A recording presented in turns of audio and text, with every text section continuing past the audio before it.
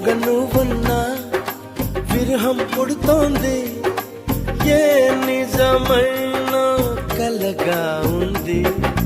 విసుగేతో కలిగింది, దిగులేతో పెరిగింది, అసలేతో జరిగింది, మతి కాస్త పోయింది.